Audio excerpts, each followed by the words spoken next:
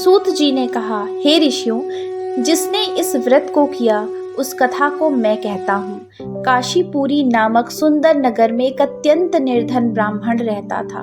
वह ब्राह्मण क्षुधा और तृषा से व्याकुल हो नित्य ही पृथ्वी के ऊपर विचरता था। ब्राह्मणों से अधिक स्नेह करने वाले भगवान उस विप्र को दुखी देखकर वृद्ध ब्राह्मण का रूप धारण कर आदर पूर्वक पूछा, हे ब्राह्मण, तुम पृथ्वी पर अत्यंत दुखित हो, क्यों भटकते हो? हे द्विजोत्तम, मैं उसका सारा कारण सुनना चाहता हूँ, कहिए। ब्राह्मण ने कहा, मैं अत्यंत दरिद्र हूँ, भिक्षा मांगने के लिए पृथ्वी पर भ्रमण करता हूँ। हे प्रभु, यदि मेरी दरिद्रता दूर करने का उपाय जानते हो तो कृपया करके बतलाइए। वृद्ध ब्राह्मण ने कहा, सत्यनारायण भगवान विष्णु मनोरथ सिद्ध करने वाले हैं। हे विप्र, आप उन्हीं का पूजन करें, जिसके करने मात्र से मनुष्य समस्त दुखों से मुक्त हो जाता है।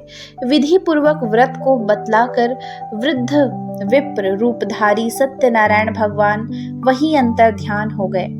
वृद्ध ब्राह्मण ने जिस व्रत को कहा है उस व्रत को अवश्य करूंगा, ऐसा सोचते हुए रात्रि को निद्रा न आई।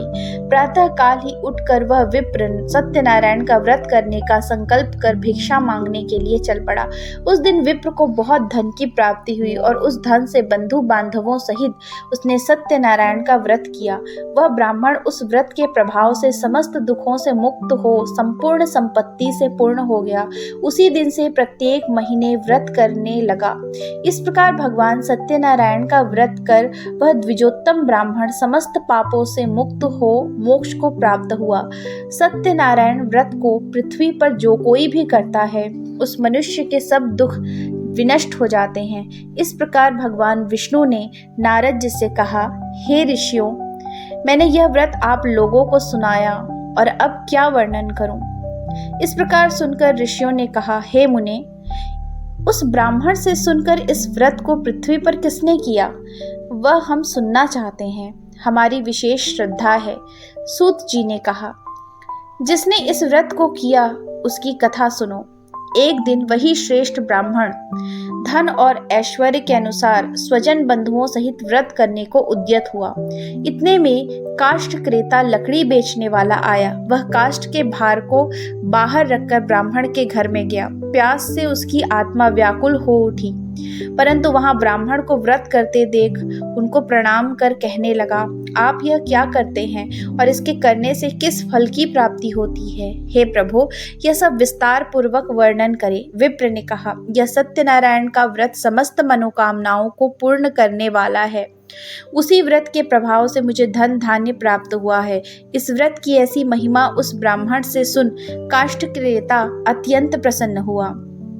प्रसाद भक्षण कर और जल पीकर नगर में चला गया। भगवान सत्यनारायण के लिए मन में ऐसा विचार करने लगा कि आज इस नगर में लकड़ियों को बेचने से जो धन प्राप्त होगा उसी से मैं सत्यनारायण का उत्तम व्रत करूंगा। वह उस दिन लकड़ी को सिर पर रखकर जहां बड़े बड़े धनी लोग रहते थे उस नगर में गया। वहां उस दिन लकड़ी बेचने से उसे दूना धन प्राप्त हुआ।